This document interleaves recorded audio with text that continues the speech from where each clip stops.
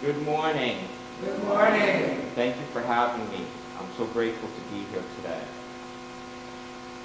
What if I told you there's nothing that you could do or say that would keep God's love away from you? Would you believe me? Absolutely. Would you be in awe? And in fact, by punishing God, man will punish himself by making error choices that happen after the fact. God is everywhere present. There's no place where God is not. If we don't feel God's presence in any given moment, who's left in the room? Us, not God. God loves us unconditionally and accepts us just the way we are. So in Jeremiah chapter 31, verse 3, it says, I have loved you with an everlasting love. That means infinite, absolute, never-ending, non-stop. There is an amazing grace that saved a soul like you and me. And there's a beautiful parable of the prodigal son that will teach us this very lesson of unconditional love and acceptance. Unconditional love and acceptance wherever you are. And let's get started.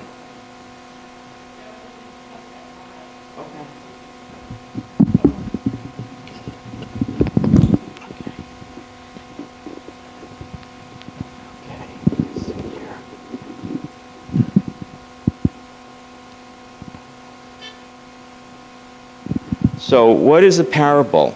A parable is one of Jesus' teaching methods. He told stories to teach us specific messages about the kingdom of heaven.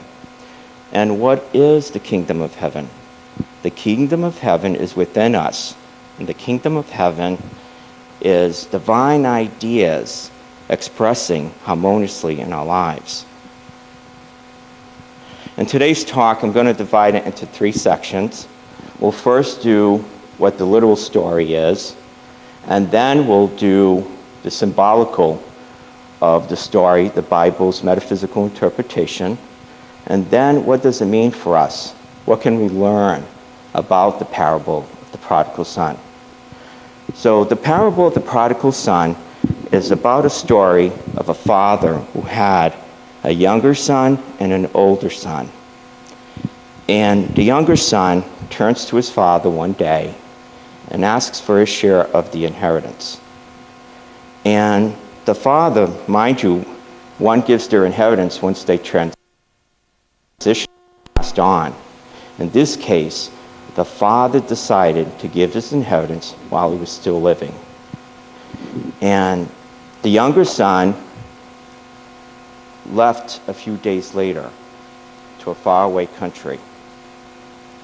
And he spent all of his father's inheritance foolishly, recklessly, wildly, and had no resources left. And then he found himself looking for work with the citizens of the faraway country. And he found work watching over some pigs and feeding pods to the pigs. And so he's doing this job. And there's a famine at that time. So the citizens of the faraway country don't compensate him.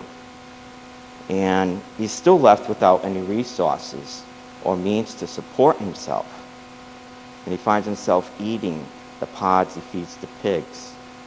And he's hungry, no resources. And then he has a revelation, an insight. I can go back to my father's house, ask for his forgiveness. I know I have sinned, and I feel unworthy and undeserving, and possibly he can hire me as a servant, and I can earn a living. And so then he starts his journey back home to his father's house, and his father sees him on the pathway home, even before the son arrives. And the father's overjoyed. He's overjoyed. And he turns to one of the servants. Bring me the best robe, pair of shoes, a gold ring, and let's kill the fatted calf. Let's have a party and celebrate. And so they have this big party, this big celebration on the son's return.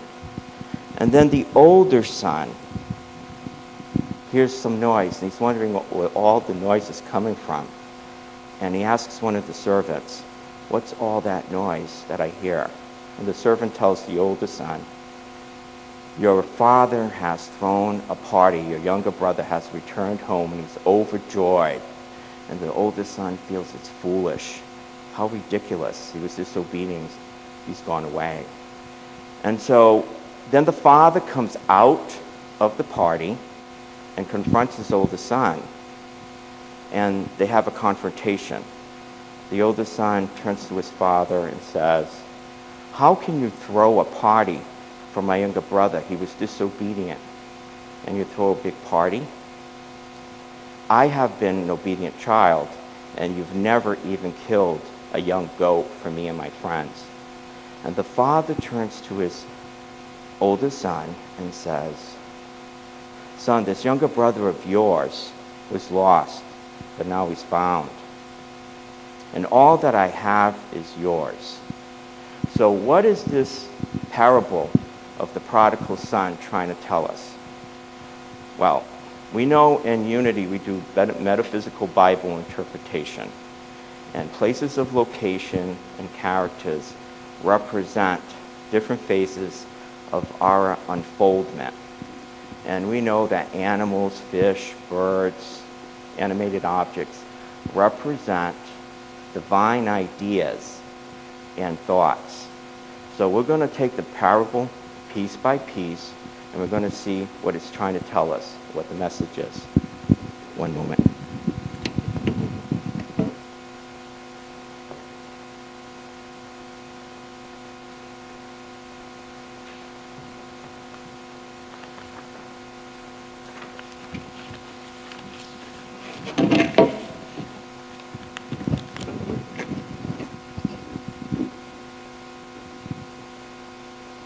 In this picture, you see the father handing over the inheritance to the younger son. And what is represented by the father dividing his living between his sons? Life, love, substance, intelligence, power. In fact, everything that we see manifest have origin in the one mind and are inherited by man, God's offspring. All that God is, in spirit, is given to his offspring to manifest in self-consciousness. Does the father in the story represent the nature of God? Absolutely. Believe it. In this picture here, you see the younger son drifting off to the faraway country, leaving his father's house. And what is represented by the journey into the faraway country? Separation from God.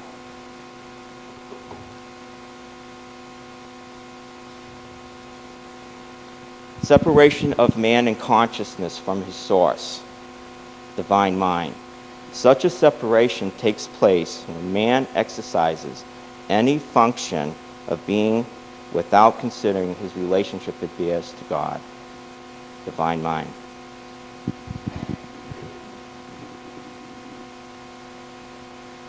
In the next slide, which state of consciousness? We see the younger son out in the faraway country, living wildly, recklessly, foolishly. He's just not really connected to his divine guidance. He's just living wildly. Which state of consciousness is represented by his younger son, the prodigal son? The consciousness of the outer world to do with sense is symbolized by the younger son. He takes all of the father's inheritance and spends it foolishly and unwisely. And what is the first point emphasized by the parable of the prodigal son? The necessity of changing the mind from the basis of sense to that of spirit. He who is satisfied to be identified in every way with race thought must discern the better way and break away from the old and develop the Christ mind in himself instead.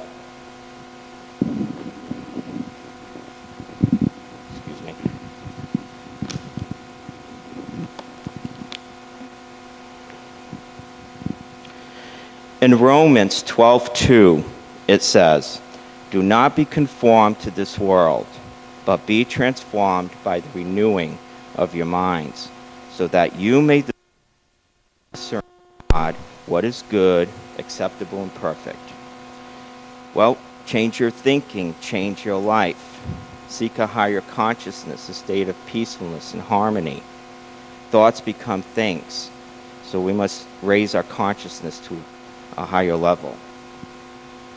In Matthew chapter 7, verse 6, it says, "Give not which is holy unto the dogs, neither cast your pearls before the swine, lest happily they trample them under their feet and turn and rend to you."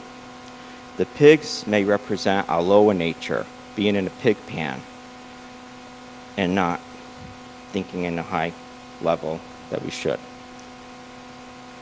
In chapter 15 in John, verse 19 through 21, it says, "If you belong to the world loves you as its own, because you do not belong to the world. But I have chosen you out of the world, therefore the world hates you. Remember the word that I said to you, servants are not greater than their master. If they prosecute me, they will prosecute you. If they keep my word, they will keep yours also. But they will do these things unto you on account of my name, because they do not know him who sent me." So what this is telling us is, be in the world, but be not of it. Spirit is what's of value and has substance and lasts forever. The things of the material or sense fade away. We must develop the Christ mind within us.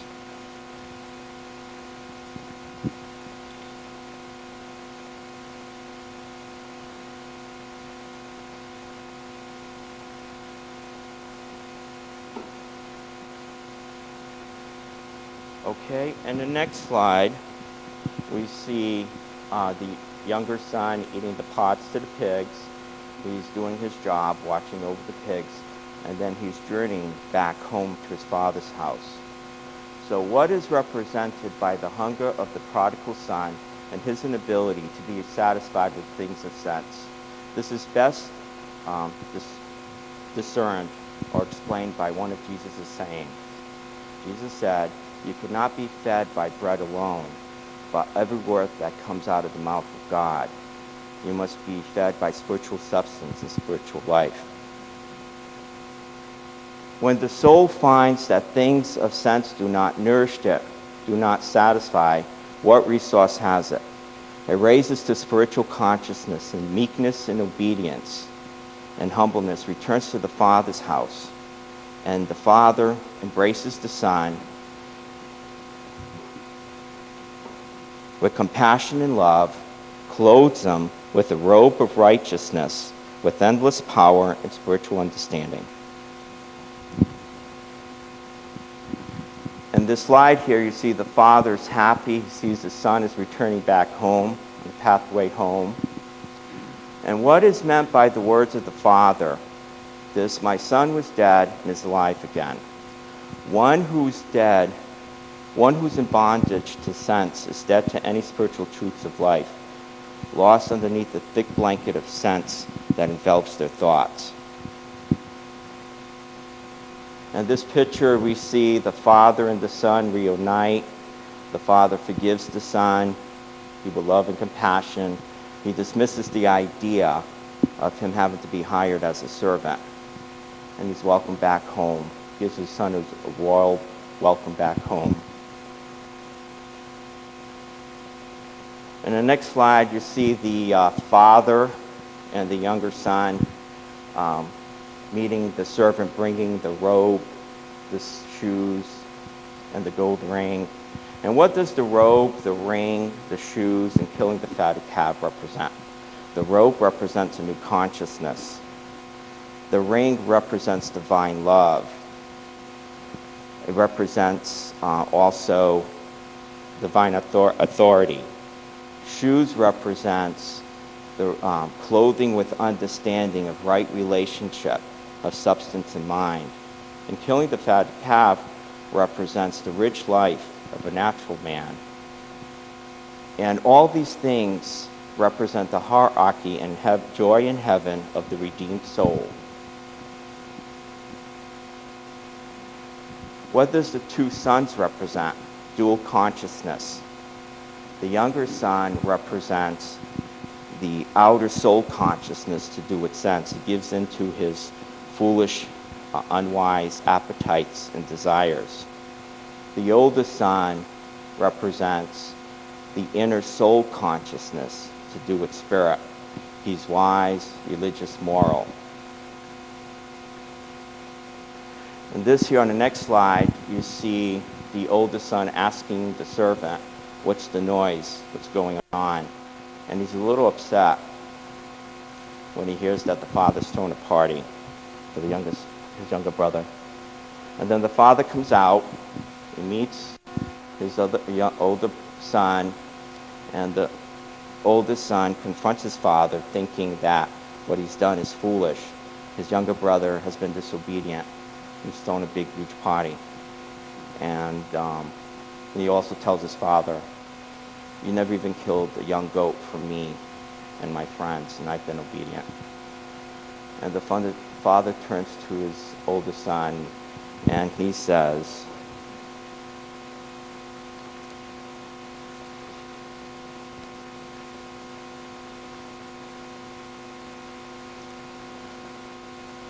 son, you are always with me, and all that is mine is yours. But we had to celebrate and rejoice because this brother of yours was dead and now has come to life. He was lost and has been found.